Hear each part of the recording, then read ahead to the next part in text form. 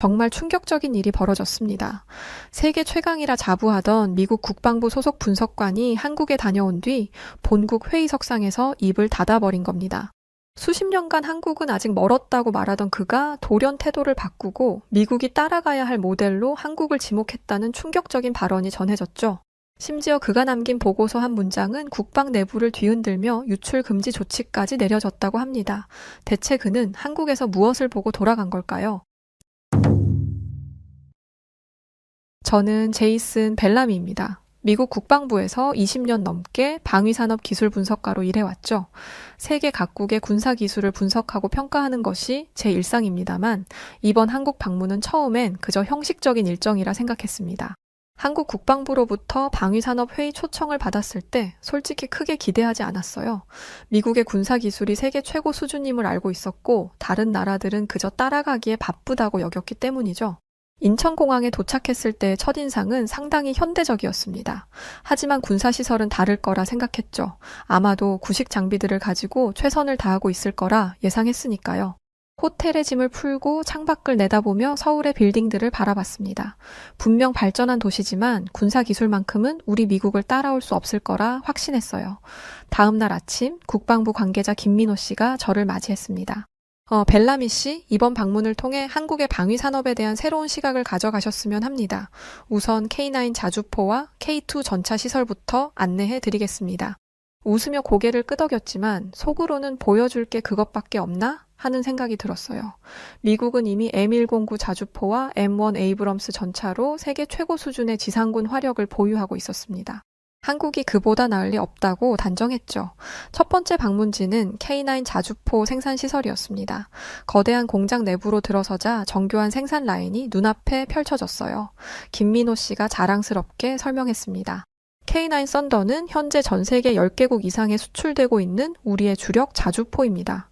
최대 사격거리 40km에 달하며 자동 장전 시스템으로 분당 6에서 8발의 사격 속도를 자랑합니다. 그 숫자를 듣고 눈썹이 살짝 올라갔습니다. M109보다 사거리가 길다니 의심스러웠거든요. 실제 전투 상황에서도 그런 성능이 나오나요? 직접 시연을 보여드리겠습니다. 이동하는 차 안에서 창밖을 바라보며 생각했습니다. 아무리 좋은 장비라도 운용하는 군인의 수준이 중요하지 라고 말이죠. 미국군은 세계 최고의 훈련 시스템을 갖추고 있고 그것이 우리의 진정한 강점이라 믿었으니까요. 훈련장에 도착하자 실제 K9 자주포 부대가 훈련 중이었습니다. 전투 상황을 가정한 훈련이었는데 자주포가 위치를 잡고 사격 준비를 완료하는 속도가 놀라웠어요. 사격 개시부터 위치 이동까지 30초 이내에 완료합니다. 이를 슈팅 앤 스쿠팅이라고 부르죠. 라며 김민호 씨가 설명했습니다. 포탄이 목표물을 정확히 타격하는 모습을 지켜보며 처음으로 의구심이 들었어요. 미국 장비들도 물론 뛰어납니다만 이런 정확도와 기동성은 예상을 뛰어넘는 수준이었죠. 하지만 아직은 단정 짓기 이르다는 생각이 들었습니다. 아직 더 확인할 것들이 필요했다고나 할까요? 오후에는 K2 전차 생산시설로 이동했습니다. 현대로템의 엔지니어가 K2 전차의 첨단 기술에 대해 열정적으로 설명했어요. K2 흑표는 세계 최초로 자동화된 변속기를 탑재한 전차입니다. 또한 주행 중에도 목표물을 정확히 타격할 수 있는 포탑 안정화 시스템을 갖추고 있죠. 이 말을 듣는 순간 전문가로서의 호기심이 피어올랐습니다. 이건 단순한 과장이 아니라 기술적 진보였어요. 그래도 여전히 한국의 군사 기술이 미국 수준에 도달했다고 인정하긴 어려웠습니다. 더 많은 증거가 필요했죠. 첫날의 일정을 마치고 호텔로 돌아오는 길에 생각했습니다. 확실히 예상보다는 발전했어. 하지만 실전에서 증명된 건 아니야. 내일은 어떤 모습을 보여줄까? 둘째 날 저는 한국 육군 특수전사령부의 훈련시설을 방문하게 되었습니다. 미국의 특수부대 훈련시설을 많이 보아왔기에 큰 기대는 하지 않았어요. 그저 기본적인 훈련시설과 평범한 훈련 프로그램을 예상했죠. 하지만 제가 얼마나 큰 오산을 했는지 곧 깨닫게 되었습니다. 특전사 훈련장에 도착하자 훈련 중인 부대원들이 눈에 들어왔어요.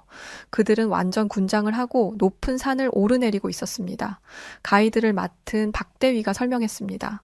이것은 일상적인 체력 단련의 일부입니다. 하루에 최소 20km 이상을 완전 군장 상태로 행군합니다. 장비 무게는 얼마나 되나요? 약 40kg 정도입니다. 실전에서는 더 무거울 수도 있고요. 미국 특수부대도 비슷한 훈련을 하지만 이곳의 훈련은 더 가혹해 보였습니다. 산악 지형이 주는 추가적인 난이도가 있었죠. 한국의 지형적 특성을 최대한 활용한 훈련 방식이 인상적이었어요. 다음으로 우리는 근접 전투 훈련장으로 이동했습니다. 부대원들이 실탄을 사용하여 건물 진입 훈련을 하고 있었어요. 움직임이 빠르고 정확했습니다. 저도 미국 특수부대의 유사 훈련을 많이 봐왔지만 이들의 팀워크와 정확성은 최상급이었죠. 이 부대원들은 하루에 몇 시간 훈련하나요? 공식적으로는 12시간이지만 대부분 16시간 이상 훈련합니다. 자발적으로 추가 훈련을 하는 경우가 많습니다. 이는 놀라운 일이었습니다. 미국에서도 특수부대 훈련은 강도 높지만 대부분 계획된 시간 내에서 이루어지죠. 그런데 여기서는 군인들이 자발적으로 더 많은 시간을 훈련에 투자한다니요. 점심 식사 시간이 되었지만 훈련 중인 부대원들은 빠르게 전투 식량을 먹고 곧바로 다시 훈련에 복귀했습니다. 그들의 표정에서는 피로보다는 강한 집중력과 의지가 느껴졌어요. 걱정스러운 마음에 물었습니다. 이렇게 훈련하면 부상 위험도 크지 않나요? 물론 위험은 있습니다. 하지만 우리는 언제든 전쟁이 일어날 수 있는 분단 국가에 살고 있습니다. 그래서 훈련도 실전처럼 해야 한다고 생각합니다. 오후에는 특수임무 시뮬레이션 훈련을 참관했습니다. 부대원들이 주어진 시나리오에 따라 적진에 침투하여 표적을 제거하고 귀환하는 임무였어요. 놀랍게도 그들은 거의 소리를 내지 않고 움직였습니다. 손짓과 눈빛만으로 의사소통하며 완벽하게 임무를 수행했죠. 훈련이 끝난 후 부대장인 김중령과 대화할 기회가 있었습니다. 벨라미 씨, 어떻게 생각하십니까? 우리 부대원들의 훈련 모습이요? 정말 인상적입니다. 특히 팀워크와 의사소통 방식이 뛰어나네요. 미국 특수부대와 비교해도 손색이 없습니다. 감사합니다만 아직 배울 점이 많습니다. 그래도 우리는 항상 최고를 목표로 훈련하고 있습니다. 그날 저녁 호텔로 돌아와 생각에 잠겼습니다. 제가 본 한국군의 훈련 방식은 놀라울 정도로 체계적이고 효율적이었어요. 미국은 첨단 장비와 광범위한 경험으로 강점을 가지고 있지만 한국군은 그들만의 독특한 강점을 갖고 있었습니다. 집단적 훈련 문화, 엄격한 규율, 그리고 끝없는 반복 훈련이 그것이죠. 그 모든 걸 보며 문득 이런 생각이 들기 시작했습니다. 한국군의 강점은 단순히 장비나 기술이 아니라 그것을 운용하는 사람들의 정신과 훈련에 있구나. 이것은 제가 미처 예상하지 못했던 부분이었어요. 기술적인 측면만 보려 했던 제 시각이 점차 넓어지고 있었습니다. 다음 날의 일정이 기대되기 시작했죠. 어쩌면 한국의 군사력에 대한 제 평가가 완전히 뒤바뀔지도 모른다는 생각이 들었습니다. 이제 더 깊이 들여다볼 준비가 되었어요. 셋째 날 아침 일찍 한국의 방위산업 연구개발 중심지인 국방과학연구소를 방문했습니다. 이곳은 한국의 독자적인 군사기술을 개발하는 핵심 기관이라고 했어요. 건물 외관은 평범해 보였지만 내부에 들어서자 첨단 연구시설이 눈앞에 펼쳐졌습니다. 안내를 맡은 이 박사가 말했어요. 벨라미 씨, 오늘은 우리 연구소의 주요 프로젝트들을 소개해 드리겠습니다. 먼저 우리의 레이더 및 전자전 시스템부터 보여드릴게요. 넓은 실험실에 들어서자 여러 엔지니어들이 복잡한 장비를 조작하고 있었습니다. 이 박사가 설명을 이어갔어요. 이것은 우리가 개발 중인 에이사 레이더 시스템입니다.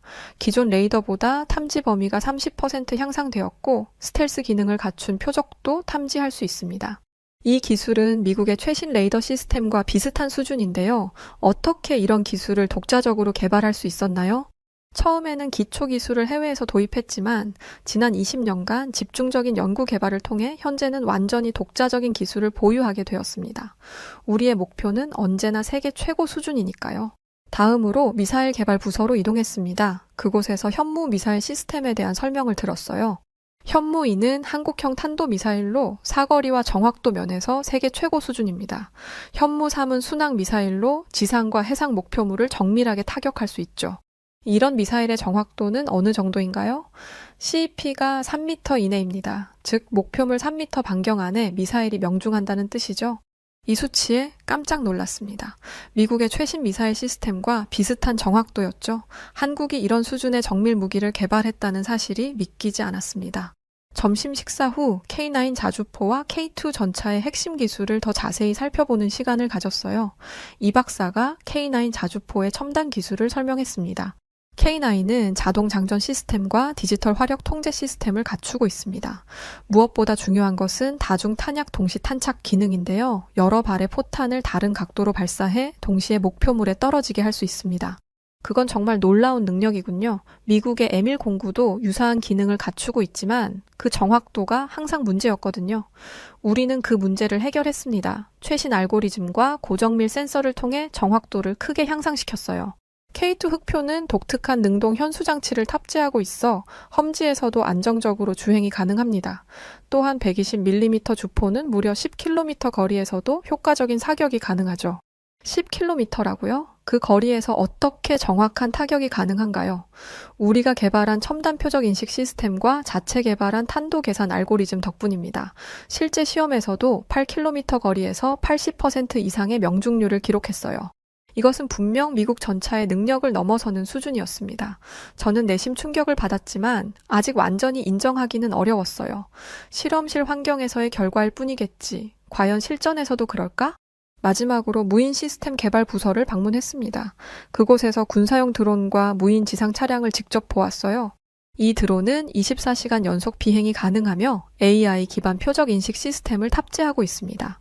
이 무인 지상 차량은 험지에서도 자율 주행이 가능하며 유사시 전방 정찰이나 물자 운송에 활용됩니다. 하루 종일 본 한국의 첨단 군사 기술은 제 예상을 훨씬 뛰어넘는 수준이었습니다. 호텔로 돌아오는 길에 제 생각이 완전히 바뀌고 있음을 느꼈어요. 한국은 단순히 선진국의 기술을 따라가는 것이 아니라 독자적인 군사 기술을 개발하고 일부 영역에서는 세계를 선도하고 있었습니다. 내가 너무 편견을 가지고 있었나 하고 스스로에게 물었죠. 미국의 군사 기술이 최고라는 믿음이 처음으로 흔들리기 시작했습니다. 한국의 방위산업 기술은 분명 상상을 뛰어넘는 수준이었어요. 나흘째 되는 날, 저는 한국 국방대학교를 방문하게 되었습니다. 이곳은 한국군의 고위 장교들을 교육하는 기관으로 군사 전략과 전술을 연구하는 중심지라고 합니다. 미국의 국방대학도 방문한 적이 있어 두 기관을 비교해 볼 수 있겠다는 생각이 들었어요. 김 교수가 저를 안내했습니다. 벨라미 씨, 오늘은 우리 군의 전략적 사고방식과 교리에 대해 설명해 드리겠습니다. 한국군은 특수한 안보 환경 속에서 독특한 전략을 발전시켜 왔거든요. 첫 번째 강의실에서는 고위 장교들을 위한 전략 수업이 진행 중이었습니다. 강의 주제는 비대칭 전력 환경에서의 효과적인 방어 전략이었어요. 강사는 열정적으로 설명했죠. 우리는 적보다 수적, 양적으로 열세일 수 있습니다. 그러나 지형적 이점과 기술적 우위를 결합한 전략으로 이를 극복할 수 있습니다. 이 접근 방식에 흥미를 느꼈습니다. 미국은 대개 압도적인 화력과 기술력을 전제로 전략을 수립하지만 한국은 제한된 자원을 최대한 효율적으로 활용하는 방식으로 접근하고 있었어요. 이는 현실적이고 실용적인 전략이라는 생각이 들었습니다. 점심시간에 김 교수와 더 깊은 대화를 나눌 기회가 있었어요. 한국군의 최대 강점은 무엇이라고 생각하십니까? 저는 적응력이라고 생각합니다. 우리는 역사적으로 강대국 사이에서 생존해야 했고 전쟁에 패허해서 다시 일어나야 했습니다. 그 과정에서 어떤 상황에서도 적응하고 혁신하는 능력을 발전시켰죠. 이 말이 깊이 와닿았습니다. 적응력은 현대 전장에서 가장 중요한 자질 중 하나니까요. 그렇다면 미국군과 비교했을 때 한국군만의 독특한 전술적 접근법이 있을까요? 네, 있습니다. 우리는 속도전을 중시합니다. 북한과의 대치 상황에서 초기 대응이 매우 중요하기 때문이죠. 그래서 모든 부대는 최단 시간 내에 전투 준비를 완료하고 대응할 수 있도록 훈련받습니다.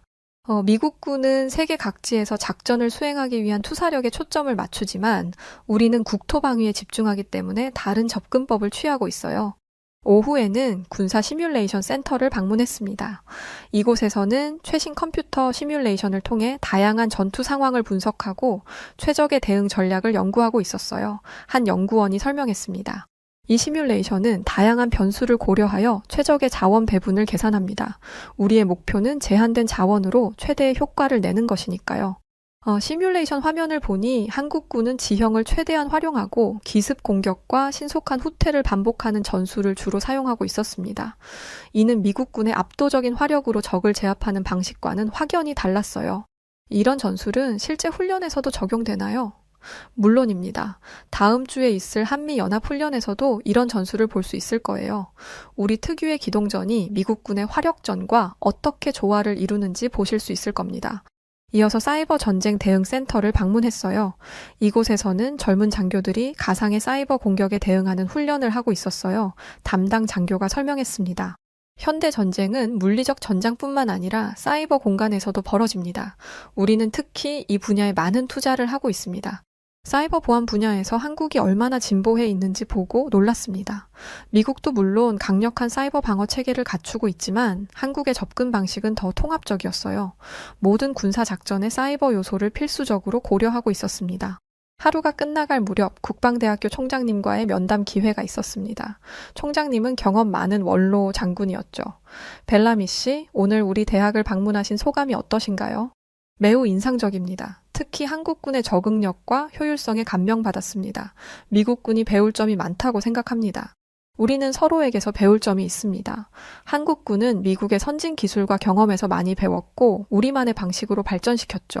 앞으로도 양국 군대의 협력이 중요할 것입니다. 그날 저녁 호텔로 돌아와 창밖을 바라보며 깊은 생각에 잠겼습니다. 한국군의 전략적 사고방식은 제가 예상했던 것보다 훨씬 정교하고 현실적이었어요. 그들은 자신들의 상황에 맞는 독특한 전략을 발전시켰고 이는 분명 큰 강점이었습니다. 우리 미국은 세계 최강 군사력을 가지고 있지만 모든 상황에 적합한 것은 아닐 수 있겠구나. 처음으로 이런 생각이 들었어요. 한국이 가진 독특한 안보 환경과 제한된 자원 속에서 최대의 효과를 내기 위한 그들의 접근 방식은 분명 존중받을 만했습니다. 한국 방문 5째 날, 저는 드디어 실제 K9 자주포와 K2 전차를 시험해볼 기회를 얻었습니다. 육군 훈련장으로 이동하는 동안 마음은 설렘과 의구심이 뒤섞여 있었어요.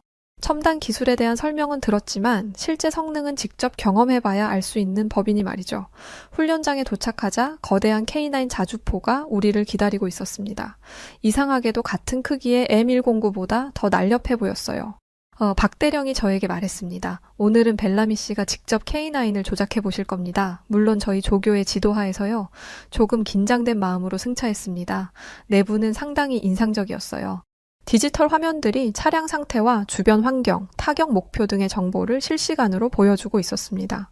미국의 M109도 현대화되고 있지만 이 정도 수준의 디지털화는 아직 이루지 못했다는 생각이 들었어요. 조교가 설명을 시작했습니다. K9의 핵심은 자동화된 사격 통제 시스템입니다. 목표물이 설정되면 포신 각도, 장전, 발사까지 자동으로 이루어집니다. 또한 GPS와 관성 항법 장치를 통해 차량의 위치를 정확히 파악하고 이를 사격 계산에 반영합니다. 그렇다면 정확도가 상당히 높겠네요. 네, 40km 거리에서도 50m 이내의 오차 범위를 유지합니다. 더 가까운 거리에서는 오차가 더 줄어들죠. 이건 정말 놀라운 정확도였습니다. 더구나 자주포라는 점을 감안하면 말이죠. 조교의 지도에 따라 간단한 조작을 시작했어요. 터치스크린으로 목표물을 지정하고 발사 명령을 내리는 과정은 놀라울 정도로 직관적이었죠. 마침내 시험 발사를 할 시간이 되었습니다. 안전 거리를 유지한 채 K9이 목표물을 향해 포탄을 발사했어요. 굉음과 함께 포탄이 날아갔고 몇 초 후 목표물이 정확히 타격되는 모습을 확인할 수 있었습니다. 이어서 연속 발사 모드로 전환하자 놀랍게도 분당 6발의 속도로 정확하게 목표물을 타격했죠.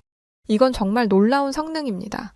미국의 M109도 현대화 프로그램을 거쳤지만 이 정도의 속도와 정확성은 아직 확보하지 못했어요. 이것이 한국 방위산업의 자랑인 K9 썬더입니다.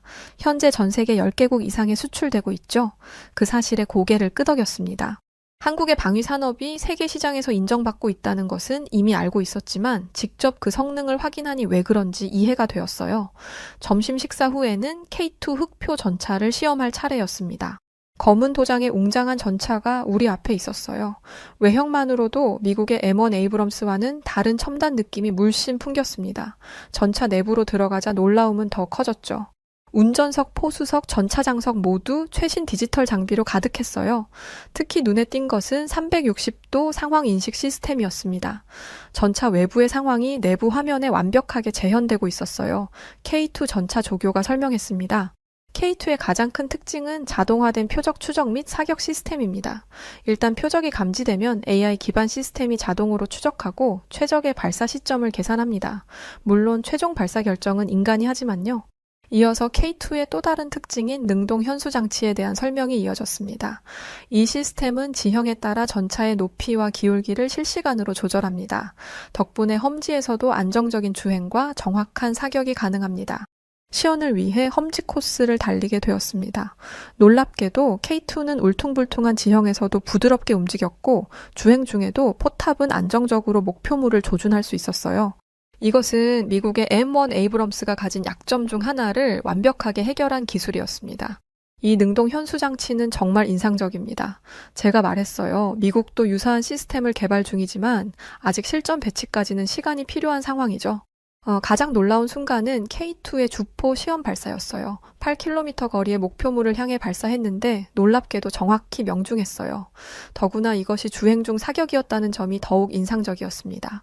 이 정도 정확도라면 실제 전투에서 큰 우위를 점할 수 있겠군요. 감탄하며 말했습니다. 네, 우리는 정확도와 화력, 생존성 모두를 최고 수준으로 끌어올리는 것을 목표로 개발했습니다. 특히 한반도의 산악 지형에서 최대한의 성능을 발휘할 수 있도록이요. 하루 종일 K9 자주포와 K2 전차를 경험하면서 제 마음속에 있던 의구심은 완전히 사라졌습니다. 이들은 단순히 좋은 무기 체계가 아니라 일부 영역에서는 미국의 장비를 뛰어넘는 최고 수준의 무기 체계였어요. 특히 디지털화와 자동화 측면에서 한국이 더 앞서 있다는 사실을 인정할 수밖에 없었습니다. 호텔로 돌아오는 길에 생각했죠. 내가 한국의 군사 기술을 너무 과소평가했구나. 그들은 단순히 따라가는 것이 아니라 이미 일부 분야에서는 선도하고 있었어. 그때부터 저의 시각은 완전히 바뀌기 시작했습니다. 6째 날, 저는 한국의 방위산업체들이 밀집해 있는 창원과 대전 지역을 방문했어요. 이곳은 한국 방위산업의 심장부라 할 수 있는 곳이죠. 현대 로템, 한화 디펜스 등 주요 방위산업체의 생산시설을 둘러볼 예정이었습니다. 국방부 산업협력과의 정 과장이 안내를 맡았고 아주 친절하고 자세히 설명을 해주기 시작했죠. 벨라미 씨, 오늘은 우리 방위산업의 생산 시스템과 연구 개발 과정을 보여드리겠습니다. 먼저 현대로템의 K2 전차 생산 라인부터 방문하겠습니다. 현대로템 공장에 들어서자 광활한 생산 시설이 눈앞에 펼쳐졌습니다. 여러 단계의 조립 라인에서 K2 전차가 만들어지고 있었어요. 특히 인상적이었던 것은 높은 자동화 수준이었습니다. 로봇팔이 정확하게 부품을 조립하고 최첨단 검사 장비가 품질을 확인하고 있었죠. 공장장인 김 부장이 설명했습니다. 우리 공장은 스마트 팩토리 시스템을 도입했습니다. 모든 생산 과정이 디지털화되어 있고 AI가 최적의 생산 일정과 품질 관리를 담당합니다. 덕분에 생산 효율이 30% 향상되었죠. 미국의 방위산업체들도 스마트 팩토리를 추진하고 있지만 이 정도 수준의 통합은 아직 이루지 못했습니다. 어떻게 이렇게 빠르게 구축할 수 있었나요? 한국은 민간 제조업에서 이미 스마트 팩토리를 성공적으로 구축한 경험이 있습니다. 삼성, 현대 등의 생산 시스템을 방위산업에 적용한 거죠. 또한 우리는 새로운 시스템을 도입하는 데 있어 의사결정이 빠른 편입니다. 이것이 바로 한국 방위산업의 강점 중 하나라는 생각이 들었습니다. 민간 기술을 군사 분야에 신속하게 적용하는 능력, 그리고 빠른 의사결정 구조였어요. 다음으로 한화 디펜스의 K9 자주포 생산시설을 방문했습니다.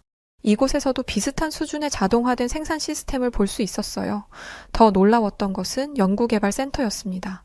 수많은 엔지니어들이 가상현실 VR과 증강현실 AR 기술을 활용해 새로운 설계를 테스트하고 있었죠.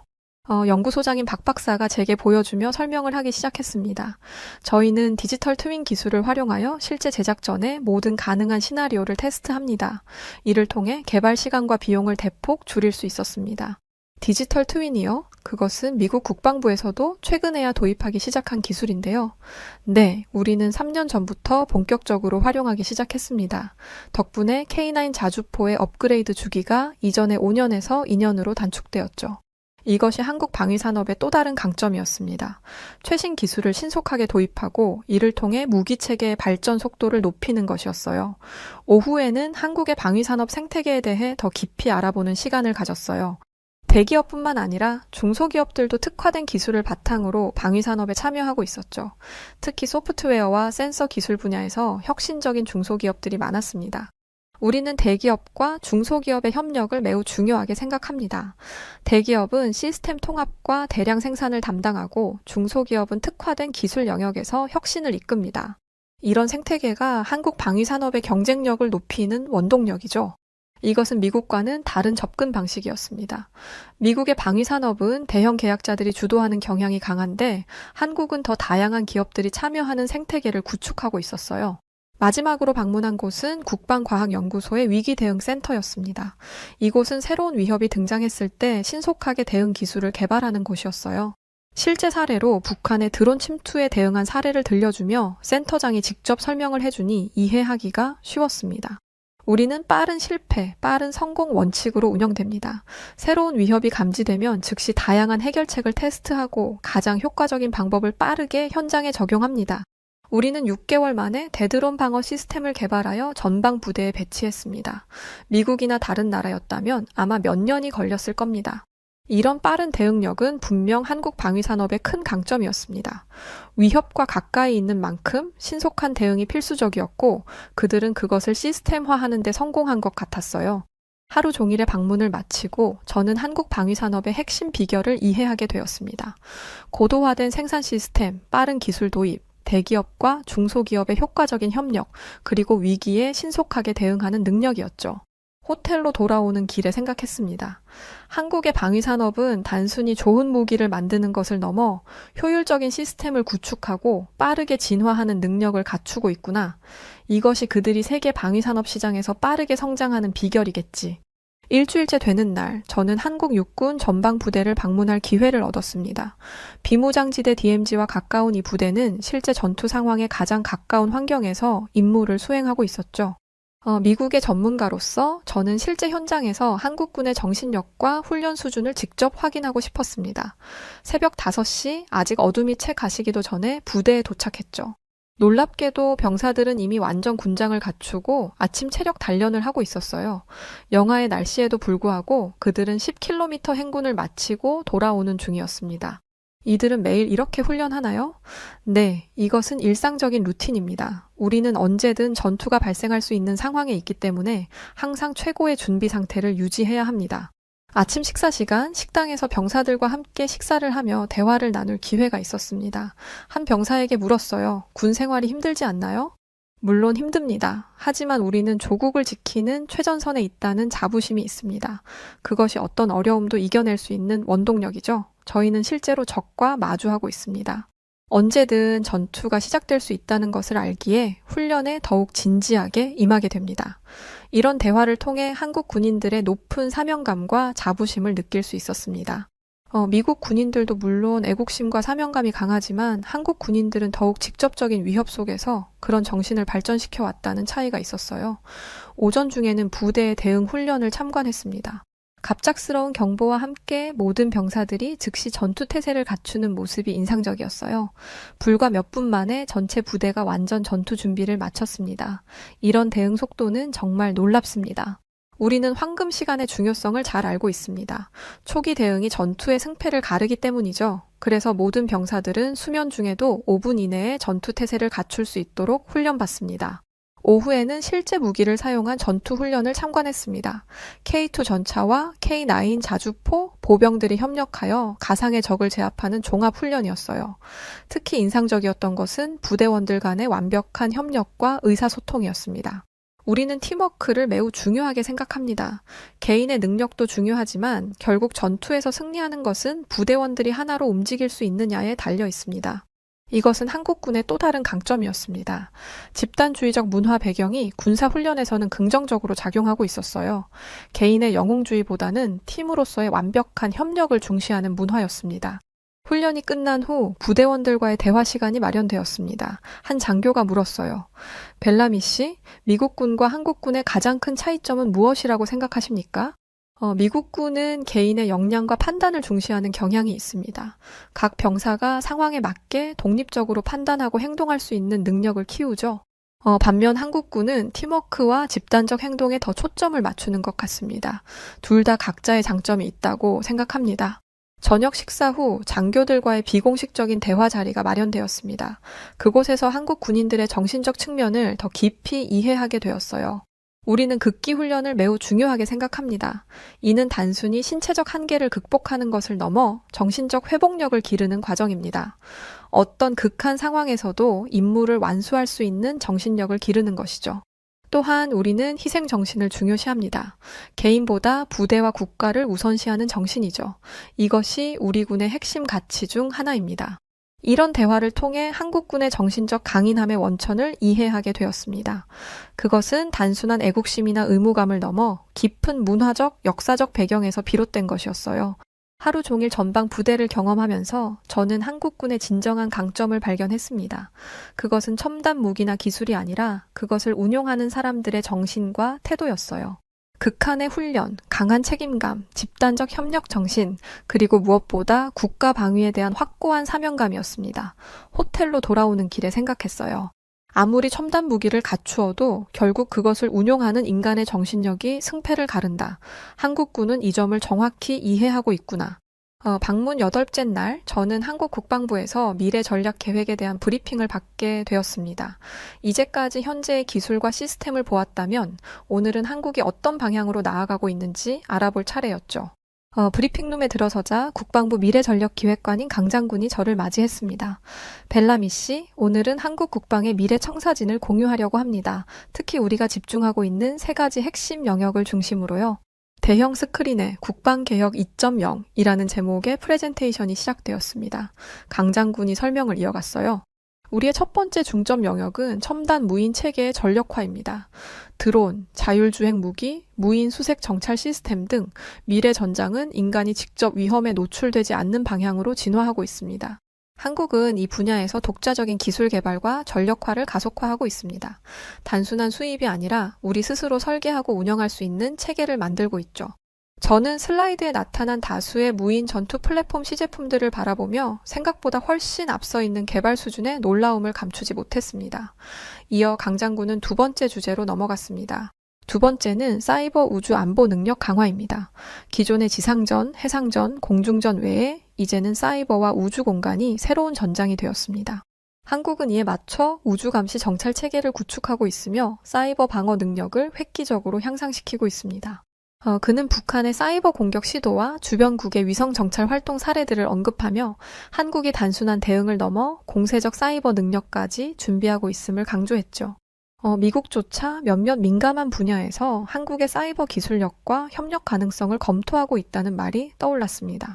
그리고 마지막으로 우리가 가장 중요하게 여기는 건 전략적 유연성과 통합 전력 운용 능력입니다.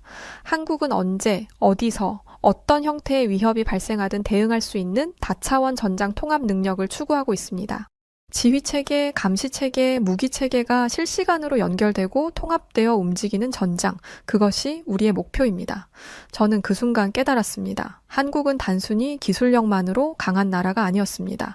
철저한 위기인식과 끊임없는 혁신, 그리고 그것을 가능하게 만드는 통합적 사고방식, 그것이 한국 국방의 진짜 힘이었어요.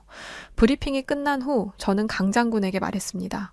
오늘 저는 작은 나라의 큰 그림을 본 것 같습니다. 미국도 이제 한국의 전략을 더 주의 깊게 바라봐야 할 때입니다. 우린 늘 준비되어 있어야 하니까요. 그게 우리 방식입니다. 그렇게 저는 한국의 방위산업 그리고 군사 전략의 일부를 본 결과만으로도 한국을 과소평가할 수 없다고 판단을 했습니다. 아니, 오히려 그들의 끊임없는 혁신과 실전적 감각, 그리고 무엇보다 조국을 지키려는 정신력 앞에서 미국조차 배워야 할 점이 많다고 느꼈죠. 처음 이 땅을 밟을 때 나는 분명 우리가 가르쳐줄 무언가가 있다는 어리석은 생각을 했었습니다. 하지만 지금 저는 확신하고 있어요. 진정한 배움은 겸손에서 시작된다는 것을 말이죠.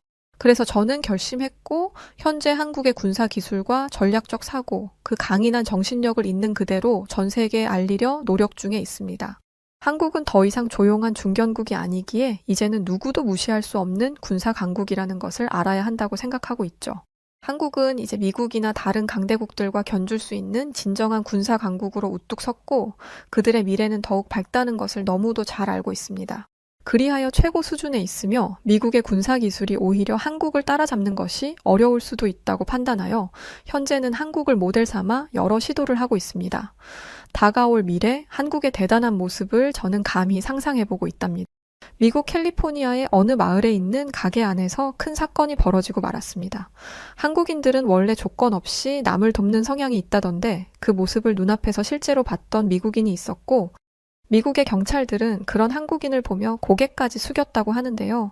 과연 먼 나라 미국 땅에 무슨 일이 있었던 걸까요? 안녕하세요. 저는 미국 캘리포니아에서 살고 있는 평범한 대학생인 샘 프랭크라고 합니다. 저는 캘리포니아에서 대농장을 운영하는 부모님 밑에서 태어나 아주 넉넉한 환경에서 자랐습니다. 농사일이라고 하면 평범한 농부라고 생각하실 수도 있지만 미국의 농장의 규모는 상상 이상이거든요. 농장 전체에 약을 치려면 비행기를 띄워야 할 정도이니 규모가 어느 정도인지 충분히 예상하실 수 있으리라 생각합니다. 그런 농장을 운영하시던 저희 아버지를 비롯해서 농장에서 일하는 분들 모두 마초스러운 성향을 가지고 있었습니다. 피부는 햇빛에 그을린 구릿빛이었고 육체 노동으로 인해 단련된 신체는 단단했고 듬직했죠. 또 화통한 성격을 가지고 있는 분들이 대부분이라 저는 그런 분들과 가까이 지내는 것이 익숙했고 이런 게 진정한 남자라는 생각을 하며 자라게 되었습니다. 진정한 남자라는 개념이 있다면 진정한 여자라는 개념도 있겠죠. 요즘 같은 세상에서 할 만한 생각은 아니지만 저는 여자라면 공주처럼 다소곳하게 굴어야 한다고 생각했습니다. 왜냐하면 저희 어머니가 그러셨거든요. 어머니는 여자는 꽃이고 남자는 화병이니 꽃은 화병 밖을 벗어나서는 안 된다고 생각하시는 분이셨습니다. 그리고 저를 그렇게 가르치셨어요. 여자는 예쁘게 꾸며야 하기 때문에 머리카락을 잘라서는 안 되며 자신처럼 길고 윤기 나는 금발머리를 유지해야 한다고도 하셨습니다. 특히 여자가 바지를 입는 건 죄악을 저지르는 것과 다름없다는 말씀을 하기도 하셨어요. 제가 어떤 가정 환경에서 자랐는지 조금 이해가 가시나요? 제가 나고 자랐던 환경이 이렇다 보니 자연스럽게 저는 마초 같은 남자가 되기 위해 피부를 그을렸고 몸을 키웠습니다. 실제로 고등학생 때까지는 학교에서 가장 인기 있는 남학생으로 꼽혔어요. 남자 하면 바로 샘 프랭크였죠. 그런데 대학에 입학한 후로는 상황이 달라졌습니다. 저와 눈이 마주치면 얼굴이 붉어지는 여학생들도 없었고 번호를 물어본다거나 데이트를 신청하는 일도 완전히 사라져 버렸어요. 저는 그럴수록 제 남성미를 어필하기 위해 운동에 열중했죠. 그럼에도 불구하고 저에게 관심을 주지 않는 여학생을 뭘 몰라도 한참 모르는 덜 떨어진 애들이라고 생각하기도 했습니다. 지금 와서 보면 아주 유치한 생각이었죠. 이성에게 인기가 있으면 좋겠는데 아무도 저에게 관심을 주지 않으니 왜 나에게 관심을 주지 않냐며 떼쓰는 것과 다름없잖아요. 왜 제가 고등학교 때와 다르게 인기가 사라진 건지 그 이유를 알게 된 건 K-팝 동아리라는 존재를 알게 된 덕분이었습니다. 대학에 입학한 뒤 여러 동아리를 둘러보는데 생소한 동아리가 있더라고요. K-팝은 별로 관심이 없었던 터라 처음에는 그게 뭔지도 몰랐어요. 유독 여학생들이 많길래 이 동아리에 들어갈까 생각하고 방문해 보았습니다. 그런데 동아리실에 들어가자마자 제 눈에 보인 건 벽을 빼곡히 덮은 남자들의 사진이었어요. 저는 그 사진을 천천히 둘러보면서 경악을 금치 못했습니다. 제가 생각하던 마초는 온데간데 없고 예쁘장하게 생긴 남자들이 얼굴엔 화장을 하고 서 있었거든요. 저는 K-팝 동아리 회장이라는 여학생에게 한국 남자 가수들에 대한 이야기를 듣게 되었습니다. 아이돌이라는 이름으로 활동하는 가수들이었는데 저도 어렴풋이 들어본 이름들이었어요. 하지만 이렇게 자세히 본 건 처음이었을 뿐더러 이렇게 예쁘장한 계집애처럼 생긴 남자는 제 스타일이 아니었습니다. 그리고 이런 남자들에게 열광하는 여학생들이 더더욱 이해되지 않았죠. 저는 사실 이런 현상이 저희 대학에서만 일어나는 것이라고 생각했어요. 아니, 그렇게 믿고 싶었습니다. 그런데 이 한국 가수들의 열풍은 전 세계적인 트렌드였습니다. 저는 한국인들이 남성성을 다 망치고 있다고 생각했어요. 자고로 남자란 여자를 든든하게 지켜줄 수 있는 능력이 있어야 하는데 한국 남자들은 제 몸 하나 지키지 못할 것처럼 보였고 저의 주먹 한 방에 안드로메다로 날아갈 듯 보였거든요. 제 마음은 점점 더 삐뚤어져 갔습니다. 초, 중, 고 시절을 통틀어서 모든 여자들의 인기를 독차지했던 제 앞길을 막는 존재가 한국 가수라는 걸 알게 되자 한국인이라는 존재 자체가 싫어진 것이었죠. 그러던 어느 날 제가 혐오하던 한국 가수들과 아주 비슷하게 생겼던 한 유학생 정민이라는 친구를 보게 되었습니다. 당시 그 한국인 친구 얼굴을 보자마자 기분이 확 나빠지더라고요. 뭐야, 저 예쁘장하게 생긴 건 기집애도 아니고 꼴보기 싫게도 생겼네 진짜. 이렇게 말하면서 주변을 둘러보는데 제 주변에 있는 여학생들은 이미 그 한국인 유학생 정민이에게 반쯤 넘어간 상태였습니다. 근데 더 기막힌 건 저와 같은 남자들이면 다들 저와 똑같은 생각을 하고 있을 거라고 생각했어요. 하지만 주변에 있던 다른 남자들도 여자애들과 비슷했습니다. 미국 특유의 마초 문화는 미국의 모든 남자들에게 뿌리 깊이 자리 잡고 있는 것이었기에 미국에서는 남자들이 선크림 바르는 것도 놀림거리가 됩니다. 근데 한국인들은 남자들이 얼굴에 화장질을 하고 있으니 꼴 보기 싫었던 거죠. 백인들은 햇빛에 노출되면 피부암에 걸릴 확률이 높아지기 때문에 사실 선크림은 필수입니다. 하지만 그럼에도 불구하고 선크림조차 못 바르게 하는 문화가 있죠. 그런데 어느 순간부터 이 마초 문화가 변질되기 시작하더니 한국 가수들처럼 예쁘장한 남자를 동경하는 문화가 생긴 것이었습니다. 저는 이런 상황을 인정하고 싶지가 않았어요. 하지만 한국인 유학생 정민이에게 눈길이 가는 건 막을 수가 없었습니다. 키도 크고 얼굴은 배우 같았어요. 제가 봤던 한국 가수들은 전부 깡말라 보였는데 실제로 보니 몸이 다부지더라고요. 하지만 정민에게도 흠은 있을 거라고 생각했습니다. 저렇게 생긴 남자는 까탈스럽고 자기밖에 모를 거라고 예상한 거죠.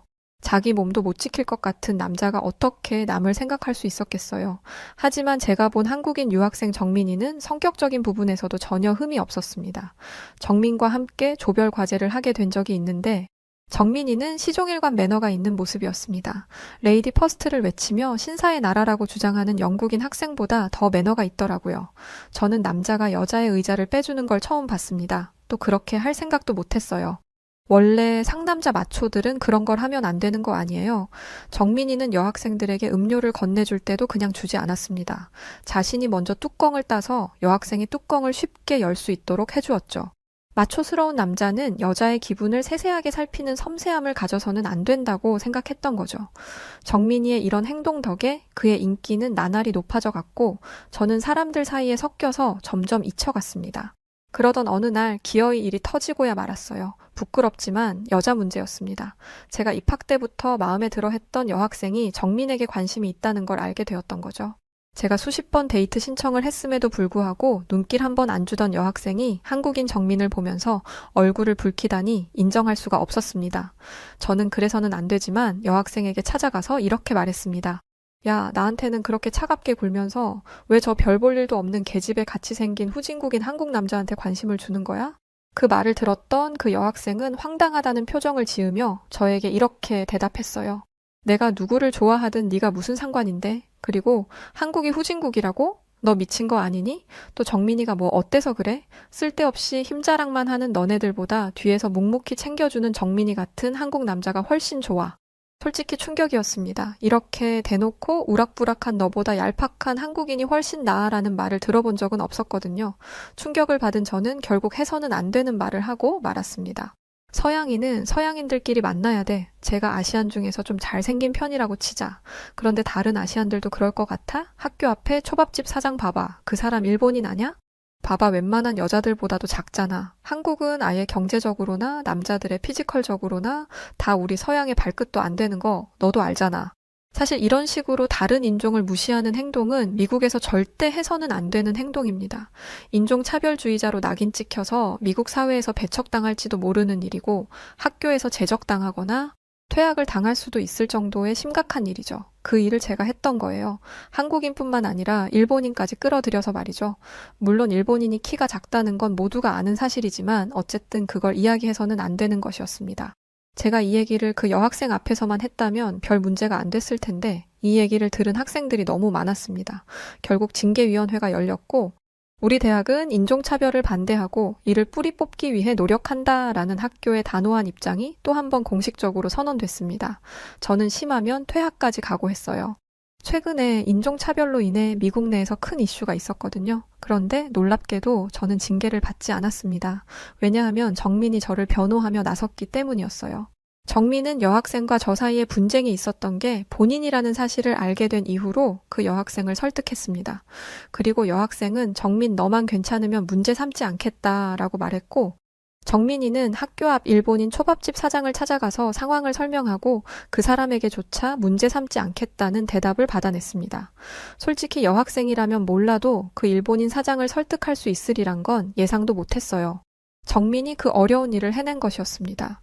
저는 제가 그토록 무시했던 정민이 되려 저를 도와준 것에 고마운 마음이 들면서도 의아했습니다. 무릎 꿇고 빈 것도 아니고 어떻게 그 사람들을 설득할 수 있었냐는 거였죠. 그런데 다른 학생들은 역시 정민이라면 해낼 줄 알았어 라고 말하더라고요. 그러면서 이렇게 말했습니다. 솔직히 정민이 미국 남자애들에 비해 좀 약해 보이는 건 사실이야. 그런데 실제로 정민과 대화를 나눠보면 내면이 엄청 강하다는 걸 알 수 있어. 그렇게 내면이 강한 사람들은 사람의 마음을 움직이는 힘을 가지고 있지. 나도 모르게 그 사람의 말에 동조하게 되고 끌리는 거야. 게다가 그 사람이 매력적이라면 더더욱. 너는 조별 과제도 했었다면서 그것도 몰랐던 거야? 대체 정민이는 어떻게 다른 학생들을 구워 삶은 건지 모든 학생들이 정민에 대한 칭찬을 입이 마르도록 했습니다. 글쎄 정민이가 이번에도 전체 수석을 했어. 그리고 차석도 한국인이래. 세상에 한국인들이 공부를 잘한다는 건 알고 있었는데 모든 한국인들이 이럴 줄은 정말 꿈에도 몰랐지. 저는 정민이 심지어 공부조차 잘할 줄은 몰랐습니다. 마초는 나가서 운동을 하고 땀을 흘려야지. 앉아서 공부하는 건 영 마초답지 못한 것이었기 때문에 저는 공부에 그렇게 관심을 갖지 않았어요. 장학금이 없어도 부모님 돈으로 충분히 등록금을 낼 수 있었으니 성적에 미련이 있었던 것도 아니었죠. 부모님이 대농장을 하시기도 하고 저도 그 일을 물려받을 거라서 관련 학과에 특채로 들어간 거라 애당초 제가 다니던 대학에 공부로 들어간 게 아니기도 했습니다. 정민은 공부에서조차 저보다 월등하더라고요. 그리고 제가 그토록 무시하던 한국인들이 저를 포함한 미국인들보다 높은 성적을 거두고 있다는 게 신기하면서도 믿기지 않았습니다. 게다가 나중에 알게 된 사실인데 정민은 무려 한 학기 반을 조기 졸업할 예정이었습니다. 4학년까지 다녀야 하는데 2년 반 만에 졸업을 하게 된 거죠. 조기 졸업은 단순히 수업만 많이 듣는다고 되는 게 아닙니다. 일정 성적을 넘겨야만 가능한데 그 일정 성적이라는 게 평균 점수보다 높아야 해요. 사실 이 부분에 대해서는 의견이 분분하기는 했습니다. 대단하다. 어떻게 조기 졸업을 하면서 전액 장학금을 받냐와 저렇게까지 해야 하는 이유가 뭐냐. 솔직히 상대적 박탈감이 든다였죠. 그런데 얼마 지나지 않아 왜 저렇게까지 해야 하냐에 대한 이유가 드러났습니다. 알고 보니 한국인 남자들은 의무적으로 1년 6개월 동안 군복무를 해야 하더라고요. 정민은 한국에서 대학을 졸업한 뒤 1년 6개월 동안 군 생활을 한 다음 유학을 온 것이었습니다. 정민이 조기 졸업을 하려는 이유는 딱 하나였어요. 군 생활을 하면서 남들보다 늦어진 학업을 빠르게 마치려는 것이었죠. 군 생활을 하지 않았더라면 공부를 1년 6개월이나 빨리 할 수 있었을 테니까요. 저는 이 1년 6개월을 버리는 시간이라고 생각했습니다. 그야, 미국은 의무복무라는 개념이 없으니까요. 그러나 정민은 제 생각과 전혀 달랐어요. 정민은 한국의 의무복무에 대해 토론하는 자리에서 이런 말을 하더군요. 국민이 국가를 위해 헌신하는 것은 당연한 일입니다. 또 군대에서의 경험은 저를 진정한 남자로 만들어 주었으며 더 나은 사람이 되려면 어떻게 살아야 하는지에 대한 정답을 알려주었습니다. 대한민국 국민으로서 나라를 지키는데 이바지할 수 있었음에 감사할 뿐입니다. 라는 멋진 말로 모두의 심금을 울렸죠. 저는 인정할 수밖에 없었습니다. 저는 저도 모르는 사이에 정민을 존경하게 되었어요. 그 시작은 자신을 무시했던 저를 위해 여학생과 초밥집 사장님을 설득해 줬을 때였고, 공부도 잘하는데 정신력까지 단단한 모습을 보면서 정민을 존경하는 마음이 굳어졌던 거죠. 저는 이후로 한국 문화에 대해 관심을 갖게 되었습니다. 제가 확실히 오해하고 있는 게 있더라고요. 저는 모든 한국 남자들이 예쁘장하게 생긴 줄 알았습니다. 물론 예쁘장하게 생긴 남자 연예인들이 잘못되었다는 건 아닙니다. 그들도 그런 외모를 갖기 위해서 정말 엄청난 노력을 하고 있더라고요. 실제로 운동도 저보다 많이 하는 것 같았고요. 그리고 제가 생각하는 마초 스타일의 남자들도 많았습니다. 특히 정민이 보여준 영화가 하나 있었는데 악인전이라는 영화였어요. 조직보스인 남자와 형사가 범죄자를 쫓는 내용인데 그 조직보스인 남자의 몸이 어마어마하더라고요. 특히 그가 보여주는 액션은 할리우드 영화에서 단 한 번도 보지 못했던 류의 액션이었습니다. 저는 아시아 영화의 액션하면 홍콩 영화밖에 몰랐는데 한국에 이런 게 있을 거라고는 상상도 못했어요. 그 배우의 이름은 마동석이었습니다. 알고 보니 할리우드 영화인 이터널스의 히어로로 등장한 적이 있더라고요. 워낙 인상 깊었던 배우라서 기억하고 있었는데 그 사람이 한국에서 활동 중인 배우일 거라고는 예상하지 못했습니다. 그리고 마동석 배우가 출연한 그건 확실하다니까. 연쇄살인범. 본인이 직접 출연한다고 해서 빨리 그 영화가 개봉돼서 미국 극장에서 만나볼 수 있기를 기다리고 고대하고 있습니다. 아무튼 다시 이야기로 돌아가서 저는 정민과 함께 한국 식당을 돌아다니며 일명 맛집 탐방이라는 걸 했습니다. 한국인들은 먹는 거에 진심이더라고요. 또 진심인 만큼 음식이 정말 맛있어서 저는 집에서도 한식을 해먹을 정도로 한식의 매력에 푹 빠졌습니다. 그런데 아무리 봐도 이상했어요. 분명히 똑같은 음식을 먹는데 정민은 살이 안 찌고 저만 살이 찌더라고요. 이래서는 안 되겠다라고 생각하면서 운동에 매진해야 몸이 유지가 될 정도였죠. 그런데 정민은 별 운동도 안 하는 것 같은데 살도 안 찌니 이건 뭔가 불공평하다는 생각이 들었습니다. 저는 정민에게 진지하게 물었어요. 대체 왜 너만 살이 안 찌는 거냐고 말이죠. 그러자 정민은 웃으면서 너 그거 몰랐어? 라고 하는 겁니다. 나 태권도 다니고 있었거든. 운동 매일 하고 있어서 그런 것 같아. 머리에 물음표가 떠올랐습니다. 태권도라는 운동이 있는 건 알았지만 정확히 어떤 스포츠인지 잘 몰랐거든요. 그 운동이 운동량이 많은가? 궁금해하자 정민은 저를 데리고 자기가 운동을 한다는 도장으로 데려갔습니다. 저는 태권도장에 들어가자마자 깜짝 놀랐습니다. 우렁찬 기합 소리가 나면서 사람들이 미트를 차고 있었거든요. 그런데 발로 미트를 차는 속도가 장난이 아니었습니다. 게다가 퍽퍽 하는 소리가 굉장히 크게 났어요. 멀찍이서 보는데도 와, 저거 맞으면 갈비뼈 서너 대는 그냥 나가겠는데? 라는 생각이 절로 들었죠. 정민은 자신이 운동하는 모습을 보여주겠다며 도복을 입고 나왔는데 그 모습을 보자마자 저는 정민에게 반한 여학생들의 마음을 100번 이해할 수 있었습니다. 정민은 하얀 도복에 검은색 띠를 두르고 나왔는데 그게 그렇게 멋있을 수가 없었어요. 그리고 검은 띠라니 제가 태권도를 잘 아는 건 아니지만 검은 띠가 가장 높은 레벨의 단계라는 건 알고 있습니다. 태권도 마스터라는 거죠. 정민은 가볍게 몸을 풀더니 도장 끝에서 가운데로 달려가기 시작했어요. 그러더니 공중에서 무려 3바퀴를 돌았습니다. 그러고는 깃털처럼 가볍게 착지하더니 씩 웃으면서 저를 돌아봤죠. 무슨 올림픽 경기도 아니고 저는 공중에서 저렇게 도는 사람을 체조 선수 외에 본 적이 없습니다. 정민은 이제 몸이 다 풀렸으니 본격적으로 운동을 해야겠다고 했어요. 저는 충격의 말을 잇지 못했습니다. 아니, 이게 몸풀기였다고?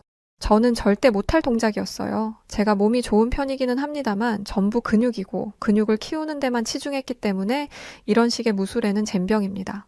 또 마초마초 거렸지만 실제로 누군가와 주먹 다짐을 해본 적도 없어요. 정민이 보여주었던 겨루기 같은 건 꿈도 못 꿉니다. 아마 링 위에 올라가자마자 거꾸로 처박혀서 부끄러움을 당하겠죠. 덩치만 크지 할 줄 아는 것도 없다며 무시당할 가능성도 높습니다.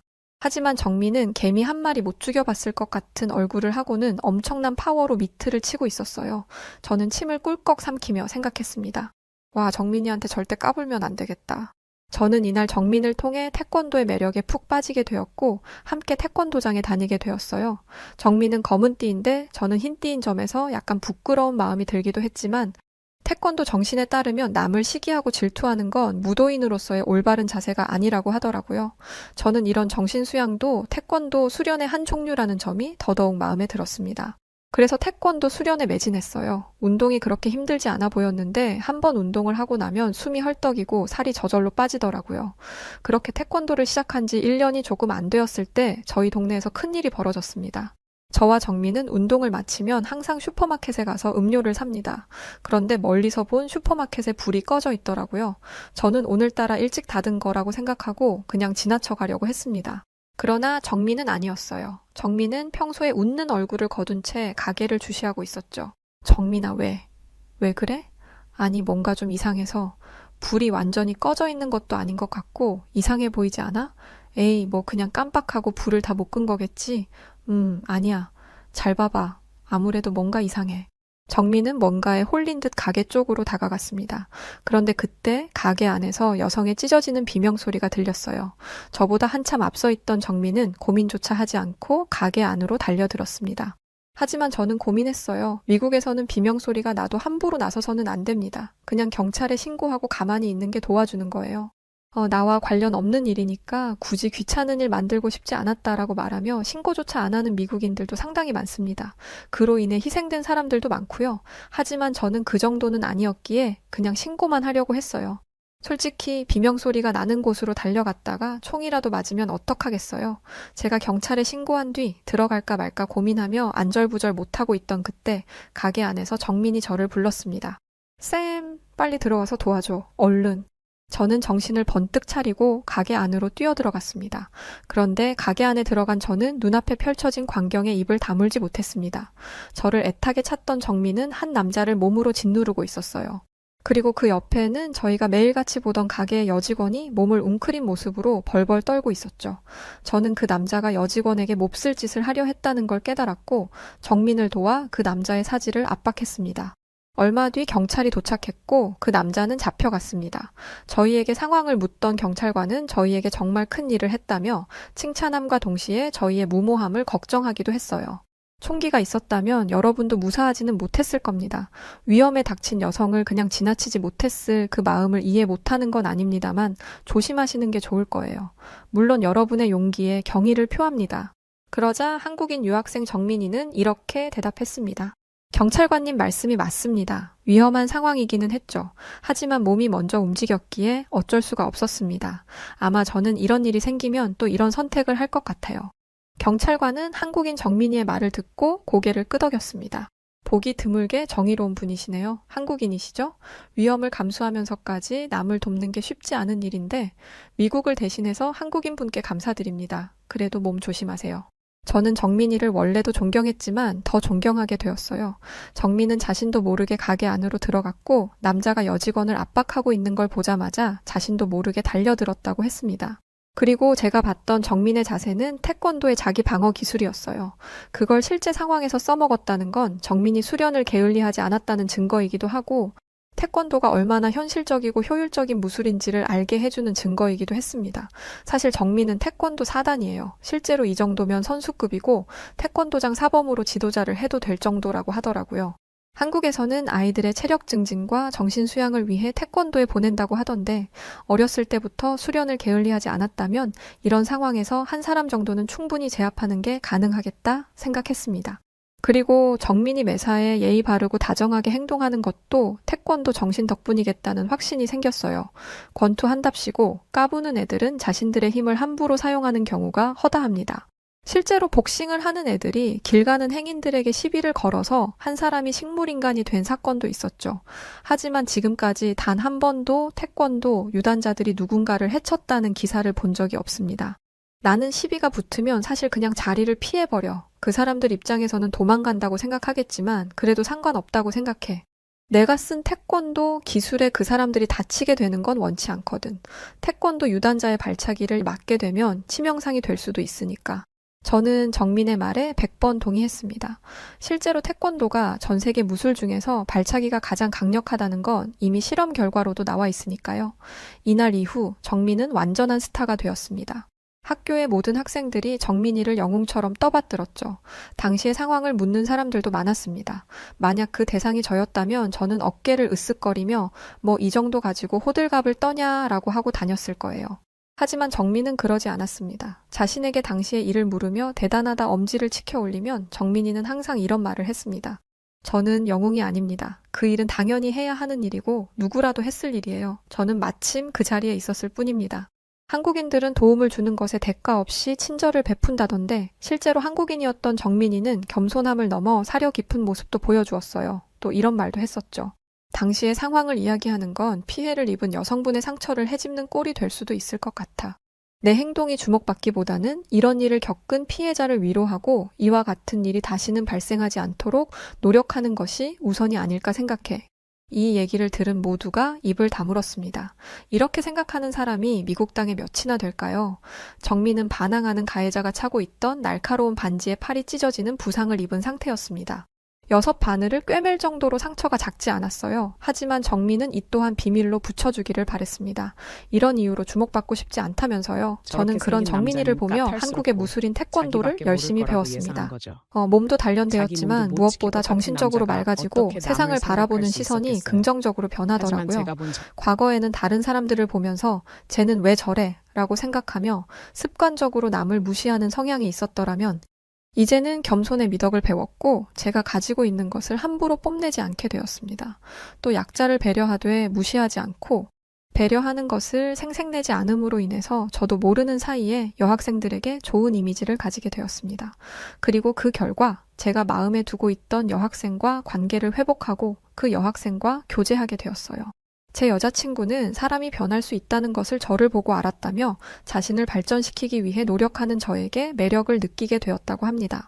또 애써 마초처럼 보이기 위해 노력하던 과거보다 지금이 훨씬 자연스러워 보인다는 말도 잊지 않았죠. 지금의 저는 사랑도 잡고 건강도 잡고 삐뚤어진 관념조차도 바로잡았습니다.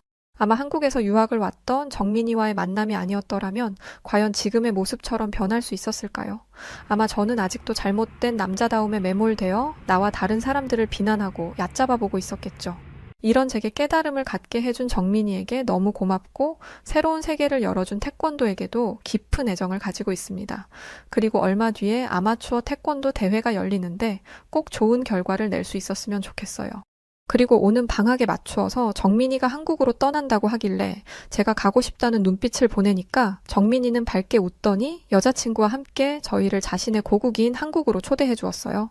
한국에서 유학 온 정민이라는 단 한 사람의 영향력과 존재가 우리 미국에서 이 정도인데 정민이 같은 사람들이 지천에 널린 한국은 과연 어떤 나라일지 정말 너무 궁금해서 미칠 지경입니다. 네, 오늘 사연은 여기까지입니다. 미국의 남성들은 마초? 이런 그런 게 강하게 있는 모양이네요. 전 오늘 처음 알았어요. 여하튼 우리 한국인 정민 씨와의 우정을 늘 응원할게요. 오늘 사연 어떻게 들으셨나요? 사연이 재밌으셨다면 구독과 좋아요, 알림 설정 부탁드리고 더 좋은 영상으로 찾아뵙겠습니다. 그럼 저는 사연을 읽어드리는 여우튜브 송은지였고요. 끝까지 시청해주신 모든 분들 고맙습니다. 그리고 감사합니다. 사랑합니다. 당신만의 여